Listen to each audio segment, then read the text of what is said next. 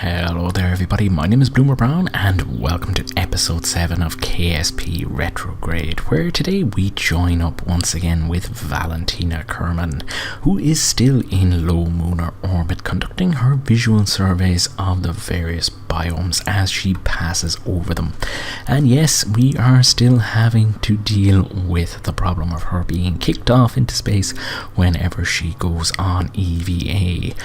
but at least she now has a clearer and more spectacular view of her surroundings and is no doubt making notes about how visor cleanliness leads to a better visual experience.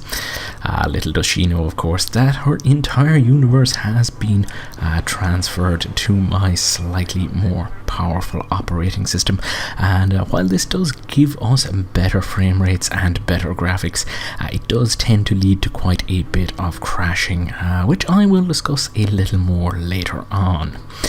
For now though, I am busy looking for the Lunar Lowlands, a biome that I don't think has actually been implemented in KSP 0.24, and after dipping through some old files and maps, the information that I'm seeing seems to confirm this.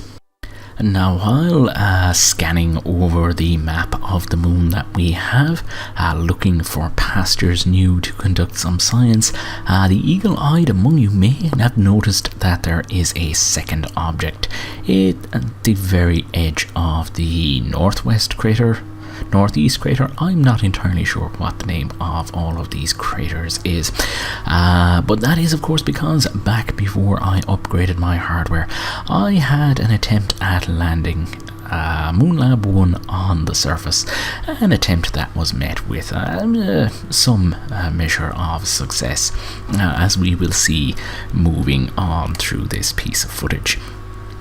So in order to get ourselves into a location that I want to be in, I decide that an inclination change is in order.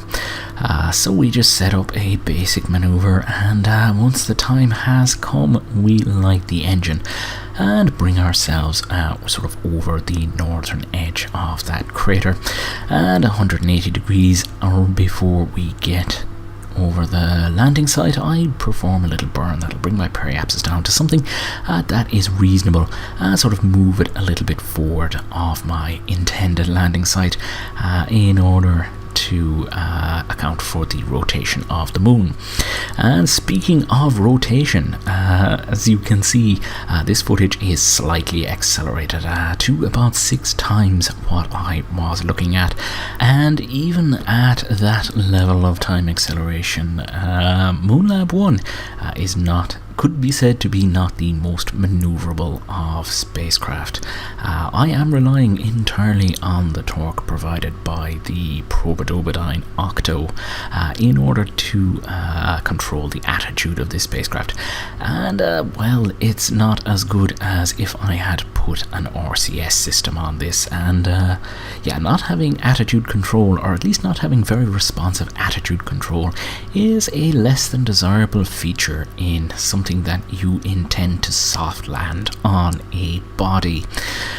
So yeah, anyway, I managed to kill out most of my horizontal speed, and I say most of my horizontal speed because as I start to close the distance towards the ground, I still have a little bit of lateral motion, and rather than try to risk tipping this thing over to a slightly more steeper angle, I decided to just ever so carefully nudge it a little bit off the vertical and try to sort of slow out the horizontal velocity and try to keep control of my vertical speed as well. Now, unfortunately, as I'm doing this, I don't realize that I am actually slightly heading uphill, and I think any moment now I'm about to turn the camera and boom, we hit the surface and go into some slow motion lunar acrobatics. And eventually we do make our way back down onto those landing legs, but unfortunately we have a little bit too much momentum, and the spacecraft ends up crashing a little bit harder than we expected on the surface. And though those joints did seem to flex, nothing has exploded, and so I decide to take this as good enough and switch over to the second piece of hardware, which is lying in a horizontal position on the surface of the moon, some 37.6 kilometers away from Moon Lab 1. Now, I think I did mention in the previous episode that landing this on its landing legs was not entirely mission critical, and that it would more than likely need to be flipped onto its side in order to deploy it, something you can see me getting on with at the moment. You might also notice that between episodes a rather large rock has appeared to have phased its way inside the fairing. Not to worry though, because that doesn't have any physics on it, and so all I have to do is just roll myself over and give you a first look at what I am calling the Under Rover, which is the successor to the very unstable and a vehicle with a high centre of mass, let's just say. So this is guaranteed to flip over about 50% less of the time when compared with the Over, and it also comes with a nice Kerbal attachment system trailer mounted conveniently on its undercarriage. Now, there is a very particular way in which you need to deploy this fairing that comes courtesy of KW Rocketry, and if you get it wrong, or if you try to stage it away, basically you can end up with whatever you're carrying inside it being trapped there for all of eternity. Well, I suppose unless you can get a Kerbal out and maybe sort of detach the nose cone using Kerbal attachment system if you have it installed. At any rate, I did manage to get this thing out, and I have to say that I am pretty proud with the design. It is a little more unstable than I would have liked, but when it does inevitably flip over, it is actually pretty easy to get back onto its wheels, courtesy of the enormous amount of torque being provided by the Mark 1 command pod.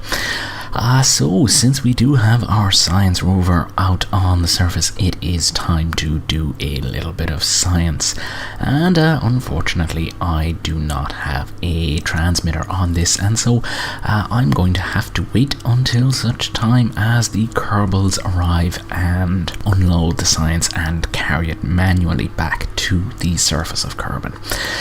Now, the initial plan had been to get Valentina to land at the Under Rover and deploy it and basically pilot it across the surface of the moon over as far as Moon Lab 1.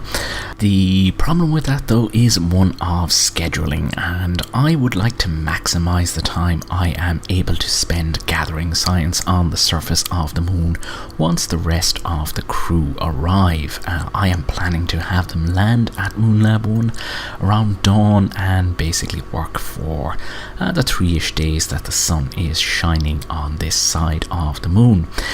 Now, if Valentina was to be there in time for their arrival, it would probably mean making a massive inclination change in orbit pretty soon in order to have enough solar power to drive this thing while the sun is still shining. And because we have life support running, I don't think she would have enough electric charge on these two vessels to basically survive the night. So thankfully, I installed the Probodobodine Octos to allow for remote control of this vessel, and so I begin making the long journey across the surface of the moon.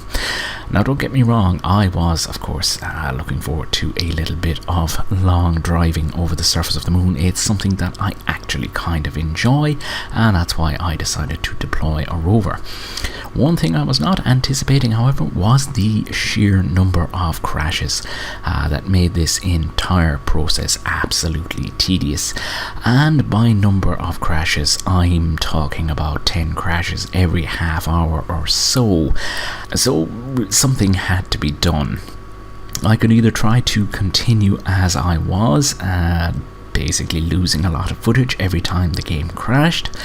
or I could try to bring this back onto my laptop and continue the series from there. The third and final option, which was a little bit more drastic, was to upgrade my save file to a newer version of KSP. And with the recent release of KSP 1.7, I decided to stop and basically upgrade everything to that version of the game. And my decision was partly based on me wanting to try out some of the shiny new features that come with the slightly more mature version of KSP, which does mean, of course, that I do not need as many mods installed to get the kind of functionality and gameplay that I was trying to emulate in version 0.24. Now, if you've been following KSP for as long as I have, you will probably be aware that version 0.24 was, of course, an alpha version that released sometime in July of 2014, I believe, which means that that is coming up to its 5th birthday at this stage. And so it was not quite as simple as just copying the save file from one version of the game to another. In fact, there can even be problems bringing it from some of the more recent versions of Kerbal into 1.7. So basically what I ended up doing was making judicious use of some save file editing and of course the ever reliable debug menu to set up a new save file that kind of emulates what we have done in the series up to this point. A lot of compromises have had to be made, and I'm sure that not everybody is going to be totally happy with it. I mean, there are elements of it that I am not fully happy with even yet, but it is at a state where it's at least comparable to what we had set up in the older version of this save file, and so yeah, I think I am ready to just kind of dive into it and continue with the missions that we had in progress. And no better place to start than with the slightly redesigned Under Rover, which took no end of effort to try and get out of its protective shroud, because yeah, parts have changed over the past couple of years, and yeah, basically trying to deploy it from that thing while keeping it looking like it was in the last version of the game, and well, yeah, things didn't work quite as well and as smoothly as anticipated, and previous attempts to deploy this basically resulted in it exploding and being scattered across the surface of the moon. You will also probably notice that this rover is capable of hitting slightly higher speeds over the ground than its predecessor, and that is of course because there have been some tweaks made to wheels, I think in version 0.9 if memory serves, which was the better than ever version. And yeah, they are a little more stable and capable of sustaining us at a slightly higher velocity, which of course is always a good thing, particularly when you are dealing with ComNet and do not have a constellation of relay satellites in orbit around the planet Kerbal. This is obviously a remotely controlled vehicle at this point. And yeah, we have about 2 hours to make the 37.6 kilometer journey over as far as Moon Lab 1 before the KSC dips below the horizon and we lose communications with this. So you will see me at times jumping back and forth to the map, just making sure that I am not about to suddenly lose communications with the KSC. It's fine to lose communications, but I would rather that the rover be stationary if I do. The path I'm also taking this time around is going to be slightly longer than it was with the previous rover. I am going to make sure to go around all of the craters rather than trying to cut a straight path to my target, because there is not a lot of clearance using these rover wheels when compared to using the landing gear that was provided by B9 Aerospace, which sadly is a mod that I do not have installed on this particular version, mostly because I could not find one version of it that was up to date with 1.7. And so I have taken the liberty of installing a couple of other parts packs to kind of compensate for that, and maybe allow me to do some other interesting things out on the various planets. Now, when redesigning this particular rover, a number of design changes were obviously made, and the same thing has been done to a couple of the other missions that we have in progress. You will of course notice the fuel tanks that are mounted on the modular girder segment at the back, and gone is the Kerbal attachment system container that was mounted on the undercarriage of the rover, and that is of course because of the limited ground clearance, let's say, of this vehicle. It does still have all of the intended functionality, and I've also brought along a couple of fuel lines to allow me to refuel my lander before returning it into orbit of the moon once the others arrive. And speaking of arrival, we finally reach our destination at Moonlab 1 and basically set up ourselves to transmit some data back to Kerbal. Now, I may have miscalculated in launching this lab up here in the first place, and certainly in this version of the game we do not actually need a science lab to reset experiments, since a scientist is able to perform that duty. And it turns out that in version 0.24 that functionality was also available to us. Yeah, I'm not going to really be able to make use of this laboratory for anything more than a glorified habitation module or something on the surface, and perhaps something of a refueling depot for my lander, because there is still quite a bit of fuel left in that fuel tank.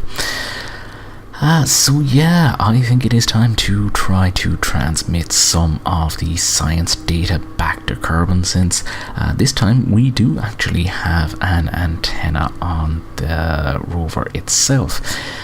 Again, this is something of a compromise when it comes to redesigning the various missions in progress, but obviously if I was launching this in version 1.7 I would have put an antenna on it in order to get the range. So yeah, those kind of compromises have been made. And so with the science winging its way back to the KSC, I decide that it is time to check in with Valentina Kerman once again, because this time around I am able to run the environmental visual enhancements mod, which gives us some glorious sights like this. Valentina may not be quite sure what is going on, having travelled through 2 different universes at this point, but as she looks outside her capsule window, she observes that the moon is blood red, because from her point of view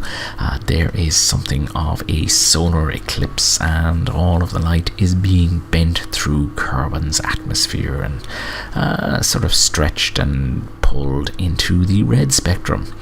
It is a pretty long eclipse, but eventually the sun does make its way out from Kerbal again and everything is restored back to normal. One of the things that is a little bit abnormal about this is that while Valentina is no longer flung away from her command pod upon exiting for an EVA, her vessel does tend to spin up quite a bit, and I have noticed that it induces some kind of a phantom force of some sort that kind of keeps adjusting our periapsis and apoapsis in, well, let's just say a way that would bring it down inside the planet and result in us crashing. So yeah, I have spent a little bit of fuel here and there just to make sure that she doesn't crash into the surface of the moon. But eventually I do work out that if I kind of watch the apoapsis and periapsis as they oscillate up and down and I jump in at the right moment, yeah, the problem is basically negated. And with operations proceeding as expected out around the moon, I decide to take a jump back to the KSC for a while and yeah, start messing around with some of the other parts packs that I have installed on this updated version of the save file. And so I basically load Bill and Bob Kerman up onto a very simple rover and take a little jaunt out from the KSC onto the shores biome, I think. And we jump Bill Kerman out, and yeah, he's going to do a little bit of attaching of Kerbal type stuff with using Kerbal attachment system. So yeah, I have brought one of these Kerbal attachment system containers and filled it up with some parts which come courtesy of the Surface Experiments pack developed by Albert Kerman, and I think actually D-Magic has some involvement with this particular mod at this stage. Anyway, yeah, we are going to be deploying a weather station and also a seismic experiment on the surface, and basically gather some information that will no doubt prove useful when it comes to launching rockets and aircraft in the vicinity. Now, a slight problem with this mod is that as of recording this particular episode, it is not fully compatible with the latest release of Kerbal attachment system and depends on it quite heavily in order to function. What you would typically do is take the screwdriver that comes with the parts pack and these little endpoint connectors and basically plug them into the various experiments in order to power them and gather the science from them. Unfortunately, the linking function has been removed from Kerbal Attachment System 1.3, and so what I decide to do is to turn to the ever reliable modular girder segment and basically use surface attachment to connect it to our base station here. And yeah, this actually works pretty well because all of the experiments are capable of surface attachment and really aren't too bothered if they attach to the ground or to a modular girder segment. And so yeah, this is basically a workaround because otherwise the experiment pack seems to work pretty well, apart from not being able to use the electrical connectors. And speaking of electrical connection, it also comes with its own miniature modular girder segment and a couple of small solar panels, small deployable solar panels. Buyer beware though, these things are really rather delicate and you do not want to drop them on the ground while you are setting things up because they will get broken, and apparently our engineers are not capable of doing any maintenance or repairs on them in the field. So yeah, it's basically deploy the experiments with your engineer and then we switch over and get our scientist over, who inevitably ends up struggling with the ladders because, well, it is Bob Kerman after all, and he does not have a great track record when it comes to disembarking from rovers.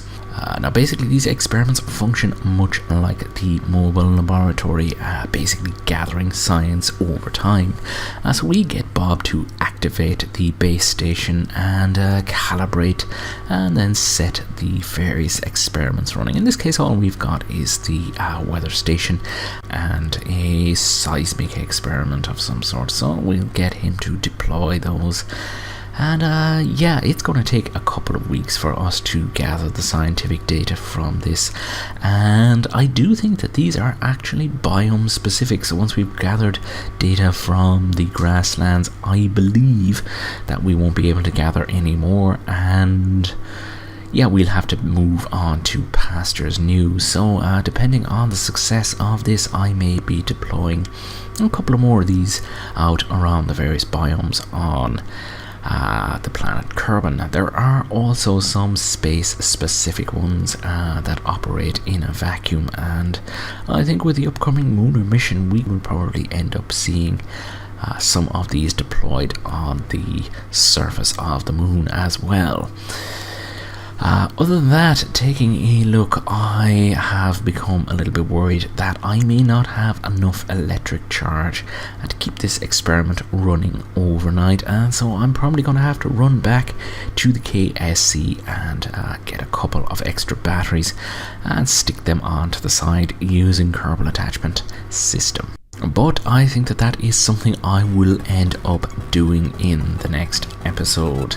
Until then, I think that I am going to take this opportunity to say thank you very much for tuning in.